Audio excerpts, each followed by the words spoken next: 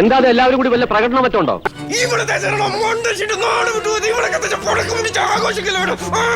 ഇയാൾക്ക് എന്താണ് വയ്യേ? ഇവൾക്ക് അറിയാം ഇവളുടെ ഉണ്ടക്കണ്ണിൽ ഞാൻ കണ്ടതാ. ഞാൻ കുറച്ച് ഓവറായില്ലേ? അത് തിയേറ്ററിൽ വന്നപ്പോഴും ആ പ്രശ്നങ്ങൾ തന്നെ ഉണ്ടായിരുന്നു ആ ക്യാരക്ടറിന്. നമ്മൾ എല്ലാരും ചേർന്ന് ആ ക്യാരക്ടറിന്റെ അടുത്തൊരു മീറ്റർ ചിലപ്പോ തെറ്റിപ്പോയതാണെന്നാണ് എനിക്ക് മനസ്സിലാക്കുന്നത്. അയ്യോ, പണി പാലും വെള്ളത്തിലാണല്ലോ കിട്ടിയത്. ദൈവമേ, സന്തോഷായില്ലേ? ഇപ്പൊ ആൾക്കാർ ഓവറെന്ന് പറയുന്നത് ഓവറായിട്ട് തന്നെയാണ്. അന്ന് എല്ലാവരും എന്നെ പുച്ഛിച്ചു. എന്നിട്ട് ഇപ്പൊ എന്തായി?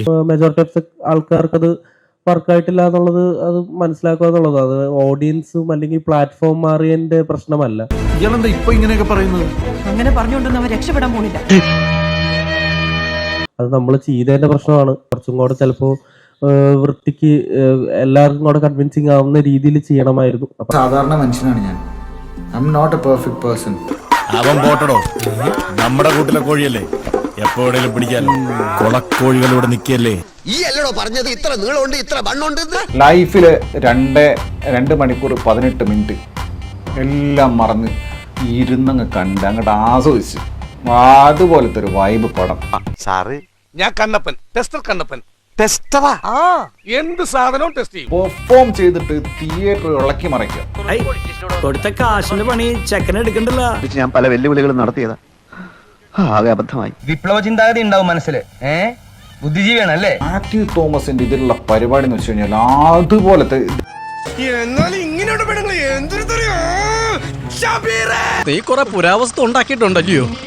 നിനക്ക് എന്തോ ഒരു അപ്പവും കടലക്കറി മേടിച്ചാ നടാ. ഞാൻ തിയേറ്ററിൽ വന്ന ആളുകളെ ചിരിപ്പിക്കുക, പിടിച്ചിരുത്തുക, സീൻ ബൈ സീൻ. നീ പറയുന്ന ന്യായമൊക്കെ എനിക്ക് ഇഷ്ടപ്പെട്ടു. ഞാൻ ലിറ്ററലി ഭീകരമായിട്ട് എൻജോയ് ചെയ്ത് കണ്ട ഒരു സിനിമയാണ് റൊമാൻസ്. എന്തിനാണ് ഈ ഗുണ്ടൊക്കെ എന്നോടടിക്കുന്നത്? നിനക്കിതിന് മാസക്കൂലിയ ദിവസക്കൂലിയ? ഇവനെ ഒന്നും നമ്പാൻ പറ്റൂല. കാശ് തട്ടാൻ വേണ്ടി തന്നെ നമ്മളെ തേടി വന്ന പോലുണ്ട്. പണ്ട് ലാലേട്ടനും മുകേഷൊക്കെ ചെയ്തു വെച്ച പരിപാടിയില്ലേ, അതായത് സീനകത്ത് പെർഫോം ചെയ്തിട്ട് പെർഫോമൻസ് കൊണ്ട് പടത്തിന് ഹൈ ആക്കുക. നീ ഒന്ന് ഭൂമിയിലേക്ക് ഇറങ്ങി കിട്ടാൻ കാത്തിരിക്കായിരുന്നടാ. സത്യം പറഞ്ഞ ചേട്ടായി, ഇങ്ങനൊരു ദിവസം ചേട്ടായി ആഗ്രഹിച്ചിരുന്നില്ലേ? നിനക്ക് ഇഷ്ടാവുന്ന സിനിമ വേറൊരാൾക്ക് ഇഷ്ടമായിക്കൊള്ളുന്നില്ല. ഇനി പുറത്തൊരാൾക്ക് ഇഷ്ടമായ സിനിമ നിനക്കും ഇഷ്ടമായിക്കൊള്ളുന്നില്ല. ആളുകൾക്ക് ഇഷ്ടമുള്ള രീതിയിൽ പോയി കണ്ടോട്ടെ എന്ന്. എന്റെ അച്ഛൻ ആയിരക്കണക്കിന് ആളുകൾ എന്റെ അഭിപ്രായം അറിഞ്ഞിട്ട് സിനിമക്ക് പോവാൻ നിൽക്കുന്നുണ്ട്. മലയാള സിനിമ ഉള്ളോടത്തോളം കാലം വരെ ഈ കാലോത്തു ചന്ദ്രൻ അന്തസ്സായി ജീവിക്കും.